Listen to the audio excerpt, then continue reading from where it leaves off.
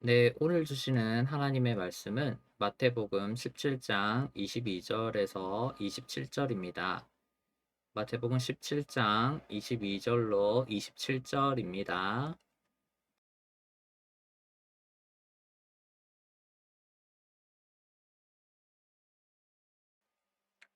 찾으셨으면 제가 봉독하겠습니다. 갈릴리에 모일 때에 예수께서 제자들에게 이르시되 인자가 장차 사람들의 손에 넘겨져 죽임을 당하고 제3일에 살아나리라 하시니 제자들이 매우 근심하더라.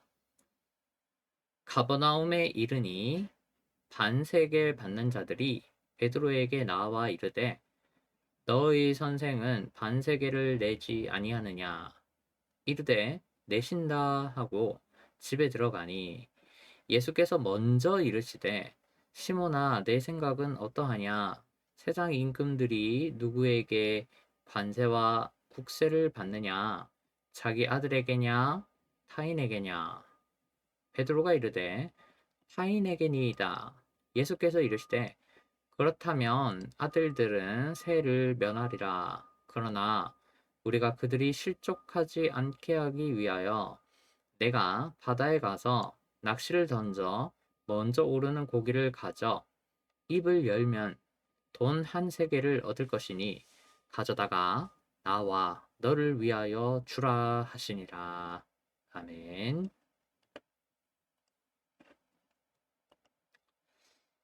마태복음에서 우리 어제 이어서 계속 사경을 하고 있습니다. 16장 13절에서 18장 35절까지 예수님을 12제자의 훈련에 집중하는 분으로 그린다고 했죠. 예수님이 이제 장차 제자들이 이제 예수님이 안 계실 거니까 부활해서 승천하셔야 되니까 이제 준비를 좀 해야 되겠죠. 또 스스로 신앙생활을 잘 해야 됩니다. 구원 사역을 감당하고. 네, 그래서 지금 이렇게 제자들을 성장시키는 그 과정을 쭉 다룹니다. 그 중에서 오늘 읽은 본문이죠. 그 앞부분 22에서 23절은 순환을 그냥 막 두려워하는, 그러니까 부활 예고를 전혀 기억하지 못하고 그냥 예수님이 죽는다.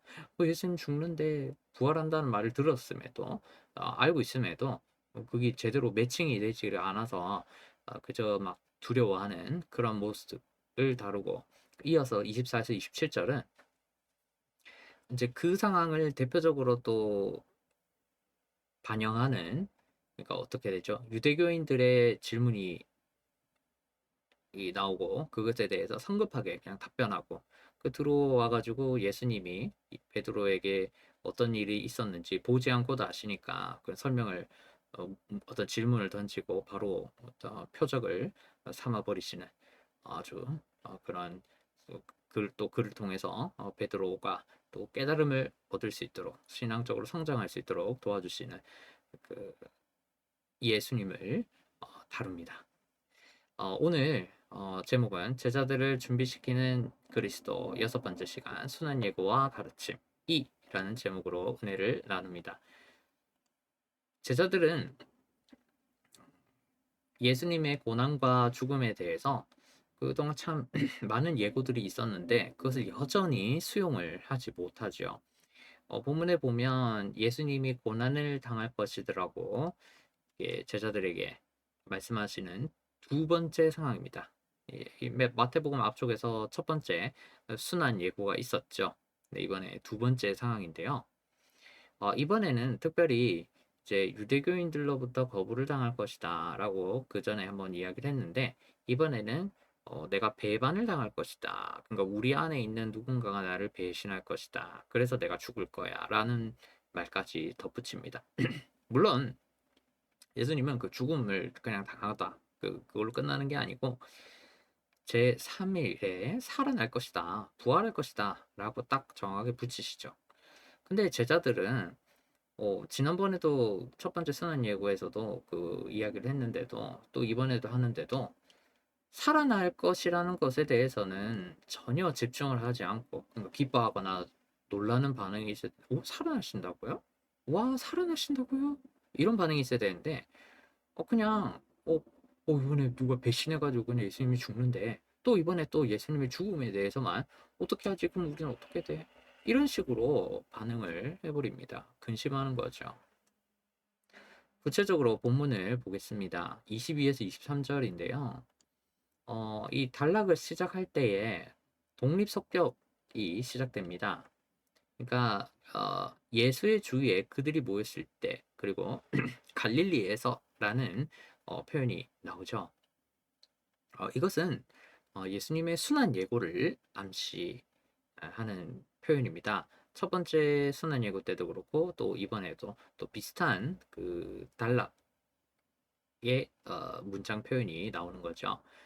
특히 이번에 인자라는 단어가 나오죠. Son of God이라는 이 단어는 이 앞선 그 순환 예고와 마찬가지로 8장 20절이죠. 그러니까 그리스도를 나타내는 완곡한 표현이지요. 이 인자란 단어 자체가 어떤 신성을 가진 에, 사람이다 라는 뜻으로 이 인자라는 표현이 사용되죠. 그러니까 그리스도를 나타내는 완곡한 간접적인 의미를 의미를 내포하고 있는 간접적인 어떤 표현입니다. 그리스도에 관한. 그래서 이 단어가 사용이 되는데 예수님의 정체를 좀 더 강화하는 그런 기능을 갖습니다. 그리고 마태복음에서 처음으로 넘기다, 배반하다라는 단어를 예수님이 사용하셔서 어떻게 죽게 될 것인지를 더 구체적으로 그 상황을 묘사하시죠. 뿐만 아니라 이 두 번째 순환 예고에서 좀 더 첫 번째보다 더 좀 달라지는 어떤 부분이 있는데요. 뭐 독특함이라고 할까요? 첫 번째 순환 예고가 예수님의 죽음에 대해서 이게 신적 필연성에 부합하다라는 측면을 강조한다면 대표적으로 그 동사가 뭐뭐 해야 한다라고 하는 인칭이 없는 주어가 없는 행위자 주체가 없는 어, 그 표현을 사용한다면 그게 그냥 무조건 일어난다는 거죠. 주체나 뭐 이런 거 없이 그냥 어쨌든 그게 그냥 신에 의해서 일어난다라고 첫 번째 순환 예고와 말을 했다면 두 번째 순환 예고는 예수님의 죽음에 신적 수동태가 사용됩니다. 넘겨보다 이렇게 파라디도미가 사용되는데 그러니까 이 두 번째 순환 예고에서는 행위자나 주체가 하나님입니다. 그래서 하나님이라는 행위자 또는 주체자를 통해서 무슨 일이 일어난다라는 거죠. 순환이 일어날 것이다 라는 거죠. 그것이 좀 더 두 번째 순환 예고에서 갖는 특징입니다. 1차 때 순환 예고보다 좀 더 구체화되는 거죠. 그러니까 이 제자들은 어떻게 보면 이 신적 수동태의 목적어에 해당하는 이 제자들은 이것을 바꾸면 능동태로 바꾸면 뭐죠? 예, 그 제자들이 이 주격이 되겠죠? 이 제자들은 신으로 말미암는 예수의 비참한 죽음에 대해서 그러니까 분명히 이 문장을 보면 제자들도 이해를 합니다. 하나님으로 말미암아 예수께서 죽으시는구나. 이게 아는 거죠. 하지만 근심합니다. 그러니까 무슨 말이죠?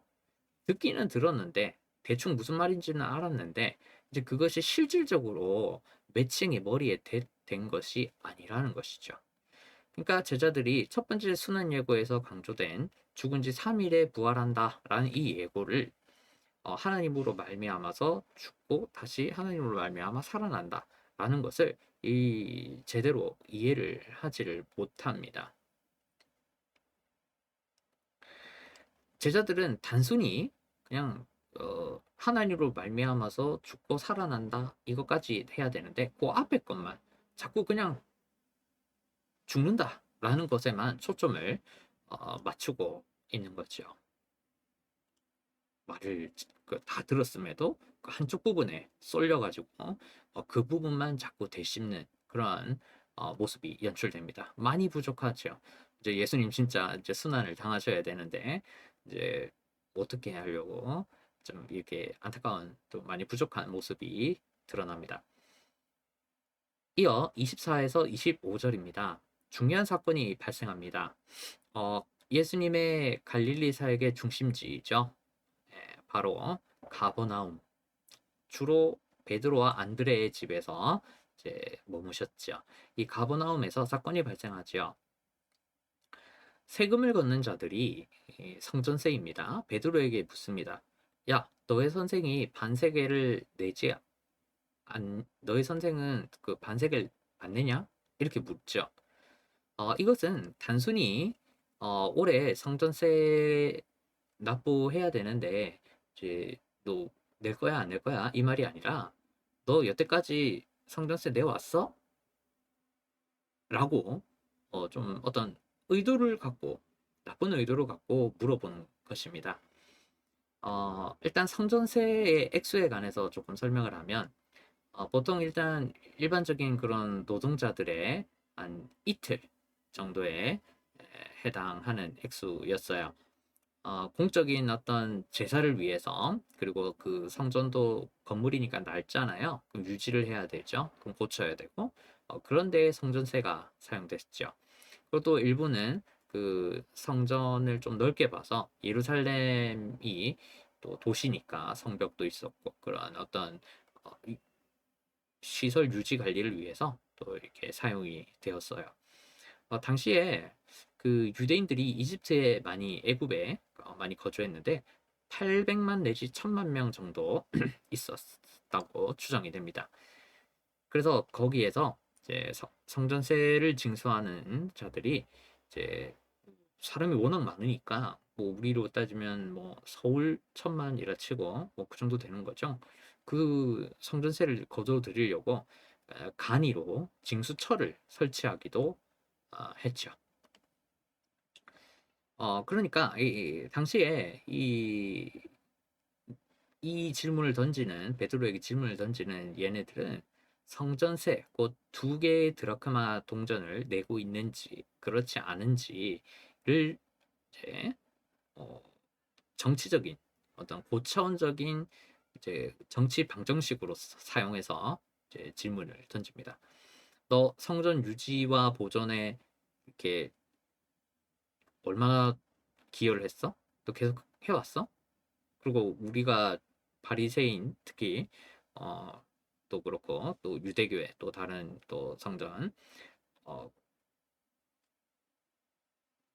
사도계파가 성전 유지와 보존에 관해서 이렇게 세금 내야 되는 거 아니야? 너 어떻게 할 건데?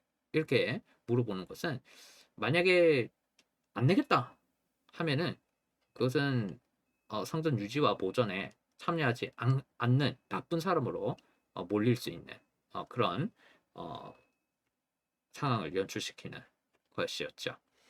이어서 25절 하반절에서 26절을 보면 베드로는 예수님한테 여쭙지를 않고 그냥 경솔하게 질문에 답을 해버려요. 성전세를 낼 건데 우리 낼 거야. 예수님 내. 이렇게 말을 해버립니다. 그래서 어떻게 보면 그러면 또 내야 되잖아요. 그래서 예수님과 제자들이 참 난처한 입장에 처하게 되는 상황이 연출됩니다. 경솔하게 대답해버려서 유대교의 가르침에 뭐 예수님이 동의를 해버리는 그러한 상황이 좀 발생을 어떻게 보면 생기는 거죠. 자, 그런데 예수님은 이 상황을 이용합니다. 그래서 역으로 역전시키죠. 자신의 그리스도됨을 드러내는 기적을 만들어내면서 어, 자신의 신분을 오히려 드러내는 이 위기를 바꾸는 아주 좋게 사용해버리는 그런 모습을 보이십니다. 관련하여 이 베드로는 당시에 이제 이 본문을 이해하기 위해서 중요한 게 있는데 일반적으로 통치자들이 세금을 자기 아들들에게 받지 않고 타인들에게 혹은 외국인들에게 받는다는 것을 알았습니다. 이것은 상식적으로 당연한 것이죠. 왕은 자신이 지배하는 사람들에게서 세금을 징수하죠. 자기 가족들에게 야, 너 아들 세금 내. 너 아내 세금 내세요. 뭐 손자 너도 세금 내. 엄마 아빠도 세금 내세요. 뭐 이런 식으로 하지 않죠. 게다가 해당 본문의 이 세금은 정확히 말하면 예수님이 말씀하신 이 세금은 인구세입니다. 그러니까 여러 세금이 많은데 그 중에서도 절대로 아들에게는 거두지 않는 세금이었죠. 예수님의 말씀을 시작하는 어구가 있죠. 그러하면이라는 이 문구가 또 나오는데 이것은 앞의 이 결론에 방금 말한 이 결론에 의존함을 강조하고 또 관련해서 또 문구를 보면 면제된 자유로운이라는 게 그 구문의 맨 앞에 나와서 결국에는 아들은 세금을 인도세를 면제받는다 이 이야기를 이 의미를 강조합니다. 하나님의 친아들인 예수 그리스도와 또 하나님의 아들 양자된 거죠. 입양된 거죠. 예수의 제자들은 하나님 아버지에게서 세금을 하나님 아버지에게 세금을 그러니까 성전세도 그렇고 인구세 납부할 의무가 전혀 없습니다. 예수님은 본디 성전세의 의무로부터 자유로운 신분을 가졌죠. 그래서 이 베드로에게도 야 너도 하나님의 아들로서의 신분을 가져 세금 낼 필요 없어 라고 딱 이 이야기를 통해서 각인을 시킵니다. 본문의 대화를 야기한 세금이 특히 뭐였죠? 성전세였죠. 그것이 아주 중요합니다. 그래서 예수님이 굳이 이 인구세를 하는데요. 성전은 하나님께 속한 것이죠. 그러니까 성부 하나님의 아들인 예수님은 자기 아들에게 성전에 관한 세금을 낼 필요가 있다 없다. 없다라는 것이죠. 아주 적절한 비유를 주셨습니다. 27절입니다. 예수님 참 인자한 분이시죠. 예수께서 일부러 기적을 베풉니다. 자신과 베드로를 위해서 실족하지 않기 위해서 또 신학적 진리를 강조할 수 있도록 기적을 그것을 받아들일 수 있도록 그런 기적을 막 베풀어 버립니다. 이 동전은 물고기가 물속에서 반짝이는 것을 보고 먹이로 삼킨 것 같아요. 그래서 그 입안에 동전이 있는 그 물고기를 잡도록 유도를 하죠. 그래서 베드로가 낚시를 통해서 이제 그 물고기를 잡아 올려 그리고 그 은하를 거두는 자에게 가져갑니다. 놀라운 일이죠. 말씀을 맺겠습니다. 예수님은 제자들에게 그들이 예수의 부르심에 좀 믿음으로 응답하여서 좀 발자취를 따라가도록 그렇게 준비시킵니다. 기적을 베풀어 주시면서 이제 예수님은 십자가를 지면서 이제 대속적 구원 사역을 완성하고 떠나가실 겁니다. 제자들에게 이제 구원 사역을 넘겨줘야 되죠.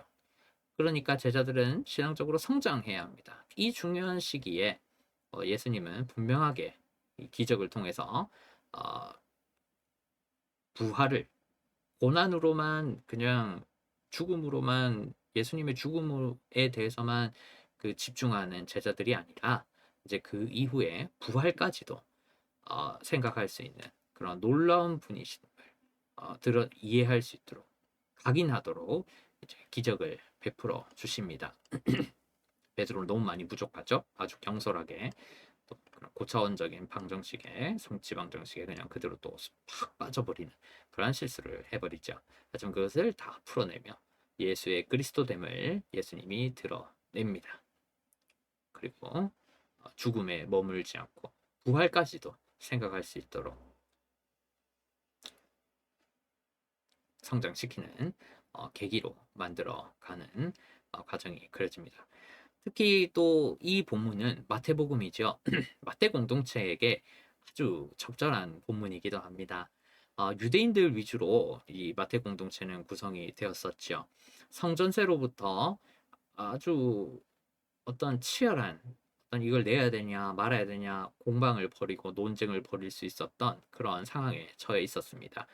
예수님으로 말미암아서 자유를 얻었다라는 이 명제와 성전이 아직 여전히 우리 집 앞에 있는 거예요. 그리고 그 성전도 보수를 해야 될 거는 같아. 그 성전세도 내야 될 것 같아요. 이런 어떤 예수로 말미암는 연속과 단절의 어떤 신학적인 문제로 고민하는 사람들에게 아주 적절한 본문이기도 합니다. 예수 그리스도로 말미암아서 더 이상 선전세를 내는 것은 엄밀하게 말하면 필요하지 않죠.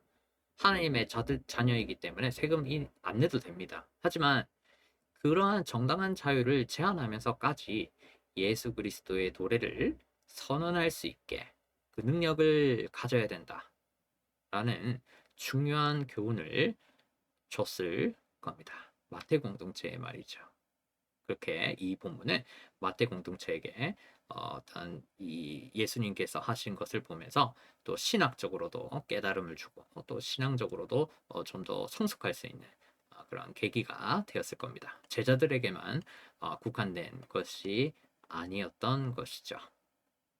예수의 그리스도됨, 그 죽음으로만 끝나지 않고 그 놀라운 부활이라는 그 그리스도만이 할 수 있는 그것을 기억하게 만드는 그런 기적으로서 이 본문이 다가갔을 겁니다.